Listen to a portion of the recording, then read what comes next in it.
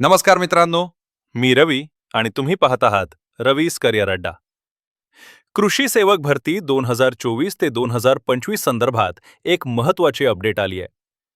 कृषी विभागानं जिल्हा, उपविभाग आणि तालुका स्तरावरील अधिकाऱ्यांना बिंदू नामावली म्हणजे रोस्टर व्हेरिफिकेशन तातडीनं सादर करण्याच्या सूचना दिल्या आहेत.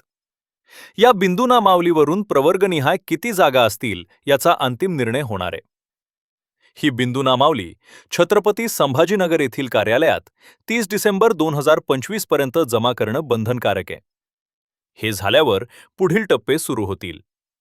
जाहिरात जाहीर होणं, ऑनलाईन अर्ज प्रक्रिया आणि परीक्षा व निवड प्रक्रिया म्हणजेच कृषी सेवक भरती लवकरच सुरू होणार आहे. उमेदवारांनी अधिकृत वेबसाईट तपासत राहा, कागदपत्र तयार ठेवा आणि जागा जाहीर होताच अर्ज करा. अशी आणखी सरकारी भरती अपडेट मिळवण्यासाठी रवीज करिअर अड्डा सबस्क्राईब करा आणि व्हिडिओ लाईक व शेअर करा.